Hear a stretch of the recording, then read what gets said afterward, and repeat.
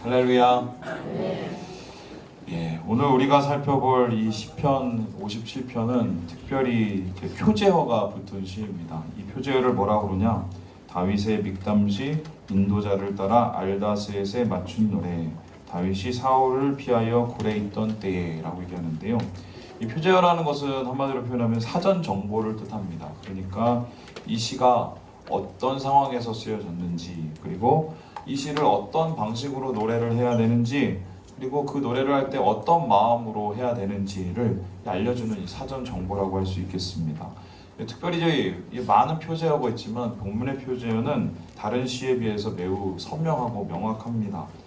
다윗이 사울을 피하여 굴에 있던 때에 이 시를 지었다라고 얘기를 합니다. 그래서 학자들은 이 시의 배경을 사무엘상 22장이나 24장을 찾는데요. 아둘람 굴에 숨어 있었던 그때나 혹은 사울의 추격을 받아서 굴로 도망했던 그때가 아닐까로 추정을 하지만 정확히 알 수가 없습니다. 왜냐하면 다윗의 인생에서 많은 시간을 굴에서 보냈기 때문에 이 굴이 무슨 굴인지도 모르고 이 굴에서 보낸 시간이 어떤 시간인지도 잘 알지 못합니다. 그런데 이 본문의 이제 시를 전체적으로 읽어보면 이 배경과 더불어서 이제 노래하는 방법까지 이제 저 있는데요. 알다스엣에 맞춰라고 부르겠습니다. 근데 이제 알다스엣이라는 이 단어가 어떤 건지 정확하게 모르는데 그 뜻을 살펴보니까요, 멸하지 마소서. 그러니까 이게 아마 그 당시에 많은 사람이 부르는 노래 같아요. 노래 같은데 굉장히 곡조가 슬프고 절박한 그런 노래였을 겁니다. 근데 그 노래에 맞춰서 가사를 바꿔서 불러야 된다. 이런 식이라고 볼 수 있는데요. 그러므로 이제 본문의 시는 매우 어두운 노래고, 또 이제 만들어진 것도 어둡고 만든 사람도 어둡습니다. 그래서 시인은 바로 그 어두운 마음을 이 노래를 통해서 풀어나가는 건데, 얼마나 어두웠는지를 살펴볼 수 있는 이 시어가 한 3가지 정도로 정리가 되더라고요. 바로 이것인데요. 첫 번째가 한네니라는 단어고, 두 번째가 카파프라는 단어고, 세 번째가 샤르라는 단어입니다. 처음 보지만 이게 이제 히브리어 원어 성경에 이렇게 써 있어요. 이 첫 번째 한네니라는 이 단어가 뭐냐면 은혜를 베푸소서, 불쌍히 여겨 주소서라는 뜻입니다. 그래서 내가 지금 너무 절박하고 힘들고 있는 상황에서 나 도울 수 있는 사람이 아무도 없으니까 나를 불쌍히 좀 여겨주세요 이러면서 이제 하나님 앞에 엎드리는 게 이제 한네니. 그리고 두 번째 카파프는 뭐냐면 내가 이렇게 하나님 앞에 엎드릴 수밖에 없는 이유가 뭐냐?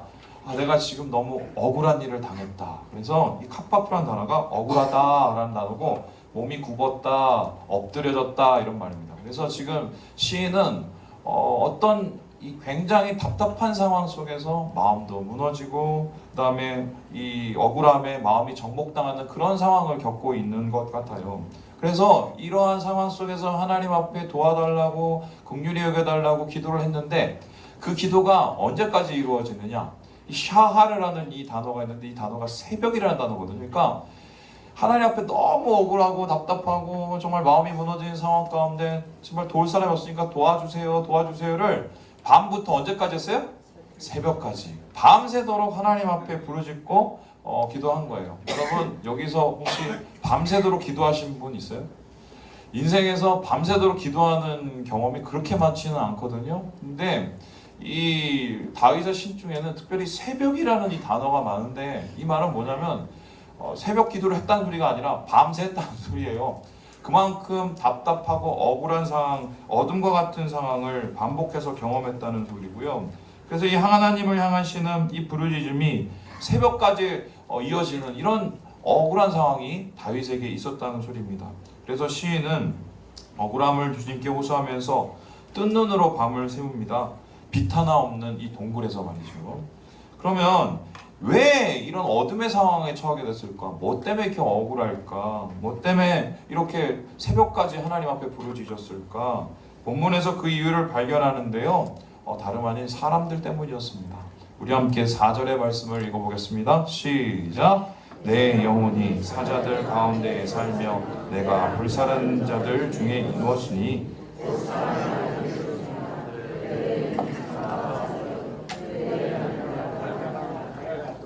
시인은 지금 사람들 가운데 에워싸여 있는데 그냥 사람이 아니라 사람 같지 않은 사람입니다.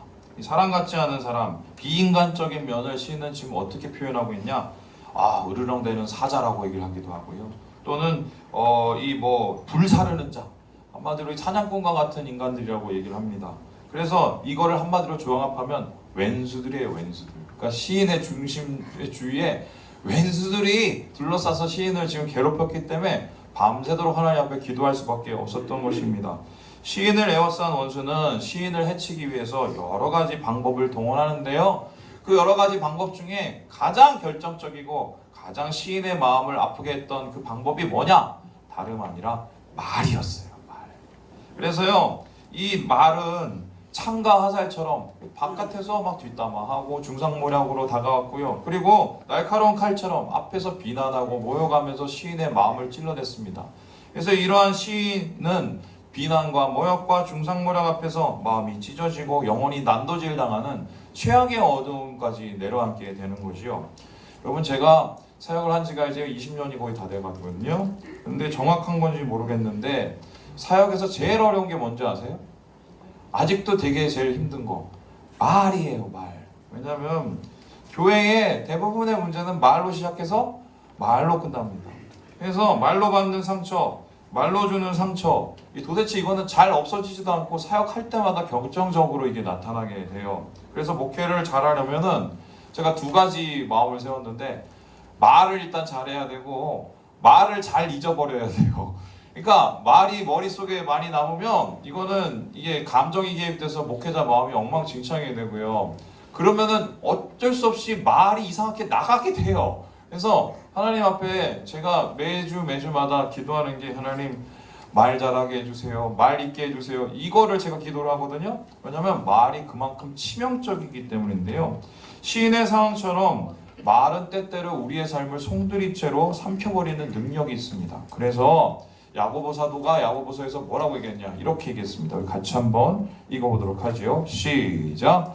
혀는 곧 불이요 불의의 세계라. 혀는 우리 지체 중에서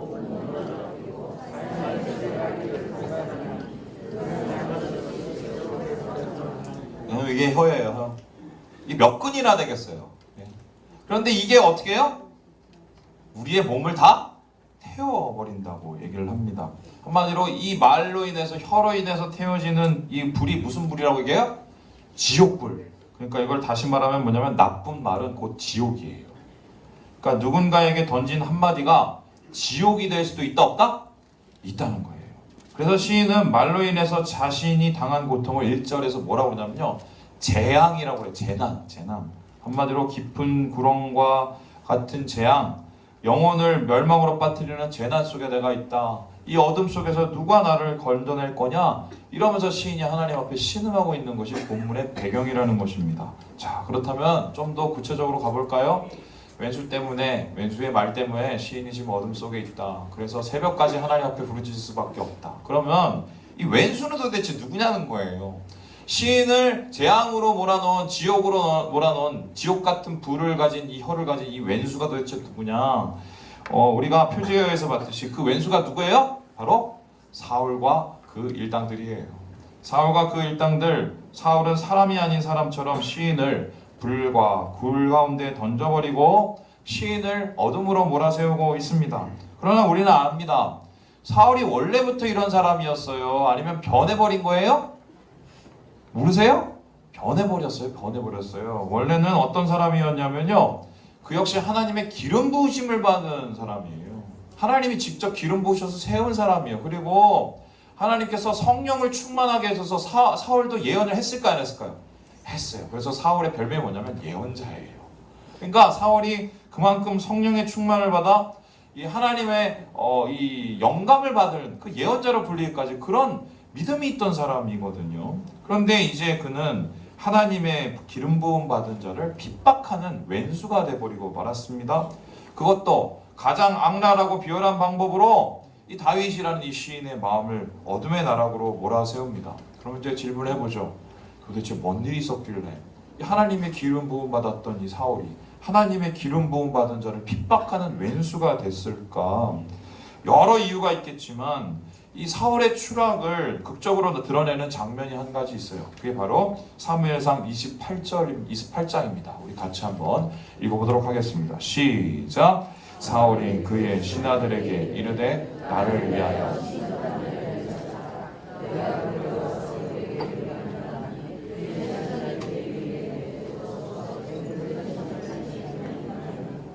사무엘상 28장에는 사울이 죽음을 맞이하기 직전에 그 사건들이 기록되고 있습니다. 그가 죽기 전에 마지막으로 했던 일이 뭐냐?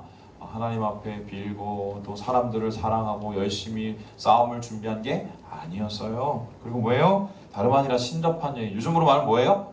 무당 찾아간 거예요. 무당. 야, 하나님의 성령 충만했던 자가 무당을 찾아. 이게 뭔 소리냐? 아이러니한 게 이스라엘에서 신접한 여인, 무당을 없앤 사람이 누구예요? 사울이에요. 근데 무당을 없앤 사람이 무당을 찾아가는 이런 말도 안 되는 일이 일어나는 건데요. 그만큼 이성을 잃을 만큼 사울이 다급한 상황에 처해 있기 때문입니다. 블레셋이라는 나라가 애초에 처음부터 사울과 이스라엘을 호시탐탐 노렸는데 이제 사울과 이스라엘을 완전히 무너뜨리기 위해서 대대적으로 군사를 모으기 시작합니다. 그리고 바로 사울의 코끝까지 진군을 하고요. 전열을 가다듬어서 이스라엘 군대들의 마음을 되게 힘들게 만들고 있습니다. 사울은 블레셋 군대를 보고 놀라기 시작을 했고요. 사람들을 보고 의기가 소침해지는 것을 보면서 마음이 흔들리기 시작했습니다. 그래서요, 의지할 곳을 찾았는데요. 하나님 앞에 좀 물어봐라, 어떻게 할 건지 물어보라 했더니 꿈으로도 우림으로도 선지자로도 대답이 없는 것을 경험합니다. 아, 이제는 안 되겠구나. 어떡하냐? 진짜 의지할 곳을 찾아야겠다 하고 찾아간 것이 결국 누구예요? 신접한 여인이라는 거예요. 그러면 그가 왜 그곳에 찾아갔을까?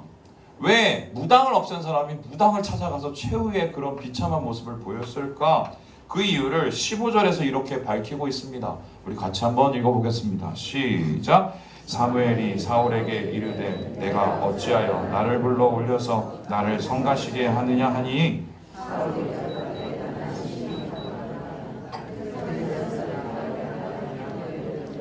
하나님은 나를 떠나서 다시는 선지자로도 꿈으로도 내게 대답하지 아니하기로. 여러분, 사울이 이 엔돌에 있는 신접한 여인을 찾아간 거는 그 여자 때문에 아니라 누구를 만나러 간 거예요? 사무엘이요. 근데 사무엘은 이미 죽었어요. 그럼 죽은 사람을 만나야 되니까 신접한 여인을 불러낸 것입니다. 그래서 사무엘의 영을 신접한 여인을 통해서 만나게 되는데 이것이 과연 사무엘이었는지 아니었는지 귀신이었는지 진짜 영이었는지는 아직도 논란이 많아요. 그런데 중요한 것 한 가지가 있는데요. 바로 이 장면을 통해서 우리는 사울의 밑바닥, 그 믿음의 밑바닥을 보게 된다는 것입니다. 사울의 믿음의 제일 밑바닥에는 하나님이 아니라 누가 있었어요? 사무엘이 있었습니다. 사무엘이라는 사람이 있었어요. 그는 다시 말해서 하나님을 믿은 게 아니라 사람을 믿은 거예요. 그는 사람을 통해서 하나님을 바라본 것입니다. 사람을 통해서 하나님을 믿은 것은 사람 믿는 것이지 하나님 믿는 게 아니에요. 그리고 성경은 이와 같은 것을 왜곡된 믿음이라고 할 뿐만 아니라 더불어서 뭐라고 하냐? 사람 믿는 것, 사람 통해서 하나님 믿는 거를 우상숭배, 따라서 우상숭배라고 그래요. 우상숭배하는 믿음, 왜곡된 믿음은 바로 사람을 믿는 믿음, 하나님이 아닌 다른 것을 믿는 믿음이라고 이야기를 합니다. 여러분, 이제부터 제가 좀 아픈 말을 하겠습니다. 준비하고 들으세요. 웃을게요. 오늘 우리가 이곳에 모인 이유가 무엇이겠습니까? 예수님 믿고 주님으로 시인했기 때문입니다. 교회는 믿는 자들의 모임이지요. 예수 믿는 자들, 구원받은 자들의 모임이 바로 이곳입니다. 그래서 예배를 드리고 찬양을 하는 건 우리가 믿음의 표현이에요. 내가 예수 믿는다는 표현이고, 그리고 우리가 받은 구원은 이 믿음으로부터 시작이 된 것이죠. 그런데 분명 우리 하나님 믿는다고 해서 여기 왔어요. 하나님을 찬양하기 위해서 여기 왔어요. 그런데 믿는 자들의 모임, 구원받은 자들의 모임인 교회에 계속해서 어려움과 갈등이 그치지 않는 이유는 무엇일까요? 무엇이겠습니까? 왜 대답을 못하세요? 무엇이겠어요? 결과적으로 우리의 예전에 아름다웠던 처음 믿음의 모습 자꾸 무너지고 변질되는 이유는 여러 이유가 있겠지만 결론은 하나예요. 뭐예요? 하나님 안 믿고 사람 믿어서 그래요. 사람 믿어서. 사람을 통해 하나님 믿는 게 목사님 뭐가 잘못됐습니까? 여러분 사람을 통해서 하나님 믿는 거는 이거는 하나님이 원하시는 게 아니에요. 하나님 원하시는 거는 반대인데 하나님을 통해서 사람을 사랑하기 원하세요. 근데 우리가 이게 순서가 바뀌어버리면 뭐냐면 그때부터는 하나님을 믿는 게 아니라 사람을 하나님처럼 믿는 격이 돼버립니다. 잘못된 믿음이지요. 그런데 이 잘못된 믿음에도 불구하고 사람들이 사람을 믿거나 사람을 통해서 하나님을 믿는 이유가 무엇일까? 훨씬 편하기 때문입니다. 하나님을 믿는 것보다 사람 믿거나 사람 통해서 믿는 것이 훨씬 수월하기 때문입니다. 제가 이 말씀을 가지고 이번 주에 우리 성도들과 함께 말씀을 나눴어요. 그래서 질문을 했습니다.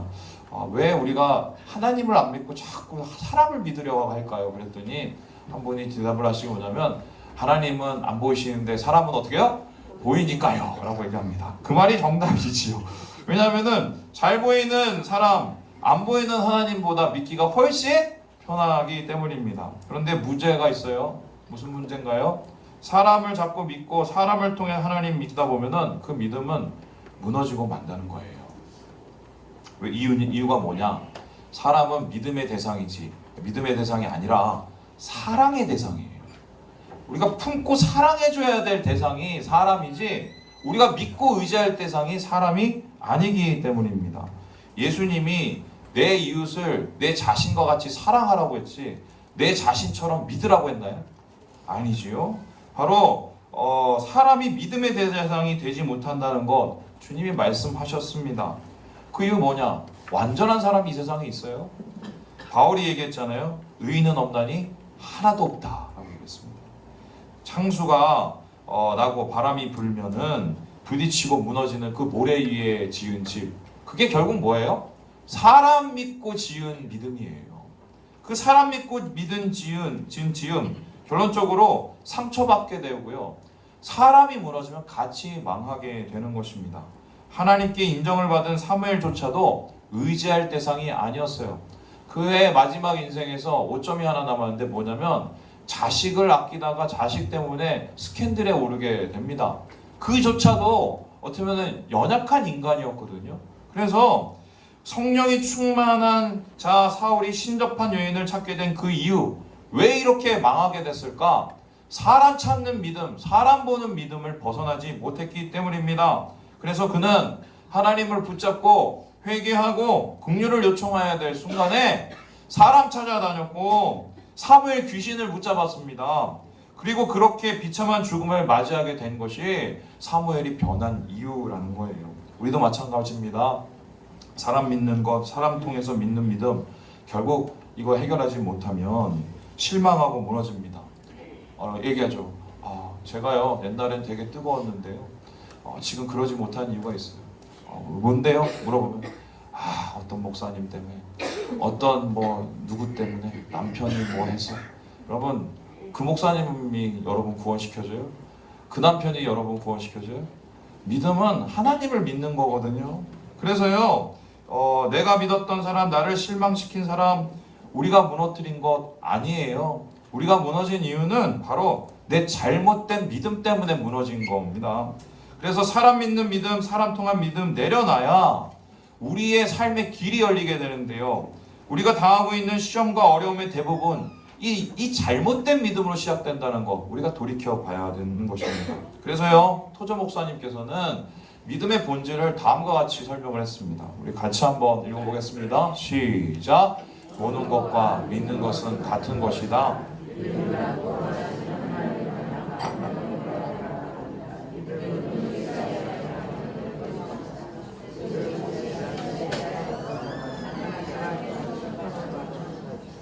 무엇을 보는가가 곧 뭐예요? 무엇을 믿는가예요. 그래서 지금 우리가 보고 있는 것이 바로 믿고 있는 거라고 얘기해도 됩니다. 많은 목사님들이 이 부흥을하기에서 뭘 하냐? 이미지 관리를 하세요. 그래서 옷 입고 다닌 것부터 해서 글도 쓰고 방송도 나가고 그게 나쁜 건 아니지만 그렇게 하는 이유가 뭐냐면 자기를 자꾸 하나님같이 꾸며대요. 그래서 사람들이 자기를 통해서 누구를 느끼게 만들어요? 하나님을 느끼게 만들어요. 근데 이거는요, 우상이에요. 우상이에요. 제가 제 합리화시키는 거 아니에요. 왜냐하면 사람은요, 약한 것을 자랑함으로 하나님을 드러내는 게 이게 신앙이거든요. 그런데 자기의 강함, 자기의 잘남, 자기의 완전함이 사람 앞에 세워져서 하나님처럼 보게 하는 건 이건 자기를 믿게 만든 거고 믿음 없게 만든 거라는 것이 성경이에요. 그래서 여러분, 우리가 십자가를 바라볼 때 그 십자가는 뭡니까? 예수님이 가장 연약했던 곳인데 그곳에 능력이 나타나지요. 그것 속에서 하나님의 은혜가 나타나지요. 마찬가지로 우리가 진짜 믿어야 될 믿음은 눈에 반지르하게 보이는 누군가 어떤 대상이 아니라 바로 하나님, 우리를 위해서 죽으신 예수 그리스도의 십자가라는 것을 다시 한번 생각하게 됩니다. 그래서 질문합니다. 여러분은 지금 뭘 보고 계십니까? 사람입니까? 하나님입니까? 재물입니까? 말씀입니까? 아니면 상황입니까? 약속입니까? 다시 한번 말씀을 드립니다. 사람 믿으면 그 믿음은 무너집니다. 목사 바라보는 믿음 망합니다. 남편 바라보는 믿음 망해요. 자식 바라보는 믿음 망해요. 왜요? 사울의 최후를 잊지 마세요. 사무엘이라는 사람을 찾아 헤매도 결국 그는 망했습니다. 사람을 의지하는 그 믿음의 끝이 얼마나 허망한지 이걸 타산지석으로 삼고 우리의 영혼을 돌아봐야 되는 것, 이게 바로 본문 속에서 얻게 되는 교훈인 것이죠. 자, 그렇다면 이제 다윗으로 돌아옵시다. 사울은 사람 보다가 망했어요. 하지만 다윗은 망했어요? 안 망했어요? 망하지 않았어요. 그러면 다윗은 왜 망하지 않았냐? 사람 보는 믿음 버리고 하나님 보는 제대로 된 믿음을 택했기 때문이에요. 그런데 이 믿음이 그냥 생겨난 게 아닙니다. 어디에서 생겨나느냐? 동굴 속에서 생겨나게 되는 거예요. 다윗은 하나님께서 계속 동굴로 밀어넣는 것을 경험을 했습니다. 그 동굴은 뭐예요? 홀로뎀의 동굴, 외로움의 동굴인데요. 그곳에 살 수 있는 건 사람 볼 수 있는 게 아니라 뭐예요? 하나님 바라보는 일밖에 없었어요. 사람 믿어 망하는 실수 반복하지 않기 위해서 하나님은 철저하게 그를 동굴로 몰아세우시는 겁니다. 다윗이 그 굴에 들어간 이유, 원수 사울이 때문이었는데 사람 쫓아 망한 원수 사울이 어떻게 망하는가를 보고 그에 쫓겨서 홀로뎀의 굴에 가서 거기서 하나님 의지하는 법을 배웠습니다. 그래서 사람 아닌 하나님을 바라보는 믿음으로 그 믿음이 완성될 때까지 하나님께서는 다윗을 결코 굴 밖으로 내보내지 않으셨어요. 그를 통해서 제대로 된 하나님 나라 만드시기 위해서 그 굴 속에서 준비하고 예비하신 것입니다. 여러분, 오늘 우리 형제 자매들 중에 이 굴에 계신 분들이 있어요. 제가 알아요, 누군지. 어느 정도로 제가 아느냐? 제가 진짜 하나님이 아시는데요. 아침에 눈을 딱 뜨죠. 그러면 하나님 앞에 기도를 합니다. 하나님, 누구 기억하시죠? 하나님, 어떤 자매 기억하시죠? 하나님, 어떤 집사님 기억하시죠? 이렇게 제가 목사 이렇게 자랑해야 진짜 툭툭 튀어나와요. 왜냐하면 그 굴 안에 있는 게 얼마나 힘든지 제가 알거든요. 얼마나 답답한지 제가 알거든요. 얼마나 미칠 것 같은지 제가 알거든요. 그런데 하나님 앞에 그렇게 올려드릴 수밖에 없는 건 뭐냐면 완성되기까지는, 믿음이 온전해지기까지는 하나님이 거기서 벗어나지 못하게 하세요. 그게 우리를 미워하셔서 그런 게 아니라 우리를 축복하시고 우리를 제대로 만들려고 그렇게 하신 거거든요. 동굴에 있는 다윗을 하나님 바라보는 진짜 믿음으로 만드시려는 그 과정처럼 그렇게 준비하고 계시는 것입니다. 그래서 다윗은 이렇게 얘기해요. 나는 그 굴에서 무엇을 배웠는가? 우리 함께 6절의 말씀을 같이 한번 읽어보겠습니다. 시작! 그들이 내 걸음을 막으려고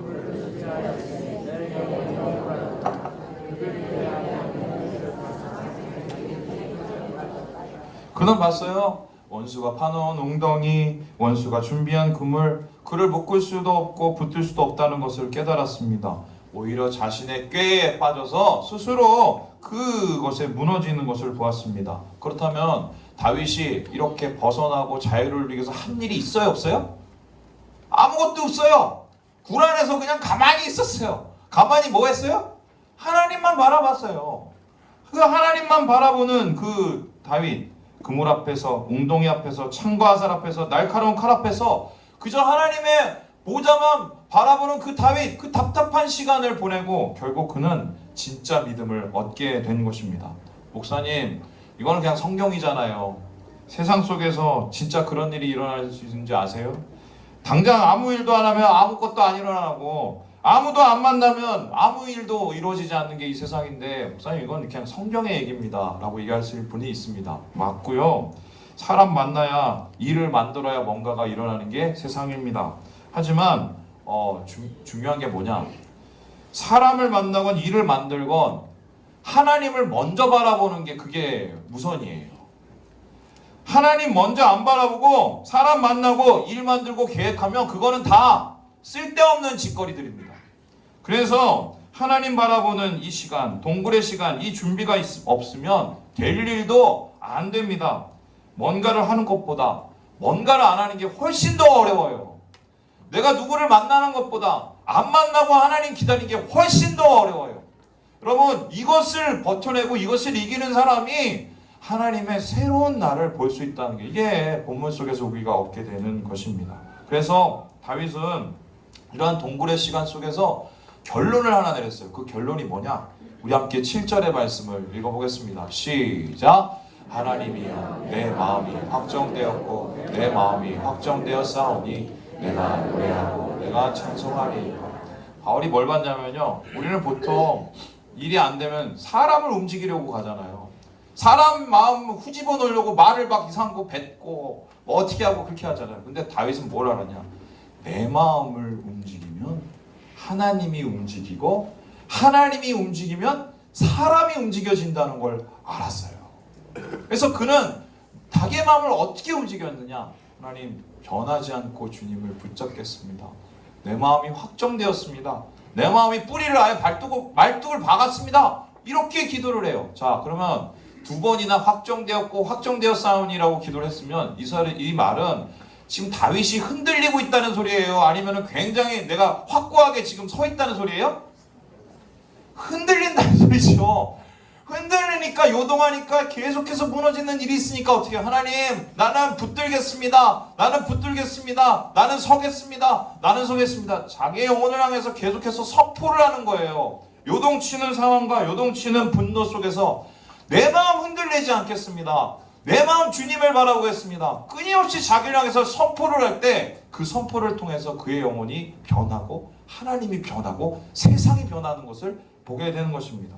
그래서요, 흔들리는 마음을 향해서 선포하고 확정되었고 확정되었다고 하는 이 시인의 결단, 바로 하나님을 바라보기로 한 이 그의 의지의 결단, 이 믿음의 결단이 무엇을 이루냐?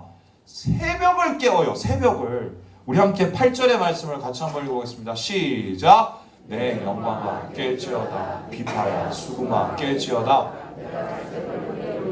저는 오늘 이 말씀 보면서 이게 확 왔는데, 뭐가 왔냐? 새벽은 그냥 오는 게 아니에요.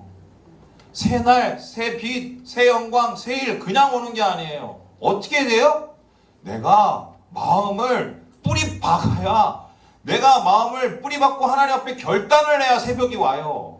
그 뿌리 박는 건 뭐예요? 영광아 깨어라, 영혼아 깨어라, 영혼을 깨우는 거고요. 비파와 수금으로 주님을 찬양하고 예배하는 거고요. 그 찬양과 예배, 요동 속에서 변치 않고 주님을 바라보려는 그런 결단이 새벽을 엽니다. 새날을 엽니다. 주의 새 역사를 엽니다. 그것이 바로 오늘 다윗이 느꼈던 확고한 미래였습니다. 지난주에 한 성도님 얘기를 들었어요. 어떤 얘기였냐면 이런 거예요. 목사님, 사실은 제가요, 이렇게 막 교회 막 청소하고 막 이 봉사를 하다가 아주 그냥 승질이 나갖고 죽을 뻔했어요. 이러는 거예요. 왜요? 그랬더니 막 엉망진창으로 막 다 어질러 놓고 막 아무데나 다 버려놓고, 여러분 그러지 마세요. 뒷선 좀 챙기세요. 그랬는데 자기가 혼자서 막 이거 청소하고 막 이거 다 하고 그러니까 이게 나는 뭐 이거 하려고 교회에 왔는데 막 이제 막 불평과 원망과 막 이게 막 여기까지 올라오기 시작하고 막 이랬대요. 그런데 이렇게 막 청소를 이렇게 하면서 그분이 그런 고백이 나오더래요. 하나님 보고 계시죠? 보고 계시죠? 우리가 청소를 옆에 사람 때문에 해요? 우리가 교회 봉사를 옆에 사람 때문에 해요? 누구 때문에 교회를 섬기고 우리가 누구 때문에 헌신하고 봉사를 합니까? 박성희 목사한테 잘 보이려고? 저한테 잘 보여봤자 좋을 거 아무것도 없어요. 저 돈도 없고요. 하나님 보고 계신다는 거예요. 마찬가지예요. 다윗이 하나님 바라보면서 영혼을 깨우고 예배하면서 새벽을 깨우는 이유가 무엇입니까? 두 가지죠. 하나님이 나를 보고 계신다. 그리고 하나님 내 중심을 아신다. 이것을 믿었기 때문에 그는 새벽을 깨우고 주의 세일을 이루고 그의 마음을 움직여 하나님을 움직이고 하나님을 움직여 세상을 움직이게 된 것입니다. 여러분, 말씀을 마칩니다. 시인이 경험하는 세상은 미움과 거짓이 가득한 곳이지만 거기에서 절망하지 않았습니다. 무한한 사랑과 진리로 세상을 만들어 가신 주님을 보았습니다. 시인은 그렇게 새날을 보았고 새벽을 열었습니다. 사울의 길을 떠나서 믿음의 길, 복의 길, 하나님의 길에 이른 것입니다. 여러분, 다시 한번 여러분한테 말씀드립니다. 사람 보지 마세요. 사람 보지 마세요. 믿음은 하나님 보는 거예요. 하나님만 보는 거예요. 우리 히브리서 12장의 말씀 읽고 마치도록 하겠습니다. 시작. 믿음의 주여 또 온전하게 하시는 이 예수를 바라보자. 그는 그 앞에 있는 기쁨을 위하여 십자가를 참으사 부끄러움을 개의치 아니하시더니 하나님 보좌 우편에 앉아 계십니다. 여러분, 우리가 믿는 진짜 믿음의 본질은 주님 바라보는 것 기억하시고요. 주님만 바라보시고 사람 바라보는 것 그치시고 그 말들에서 벗어나셔서 하나님의 축복과 새벽을 누리시는 사랑하는 우리 모든 형제자매들 되시길 주님의 이름으로 축원합니다. 기도하겠습니다.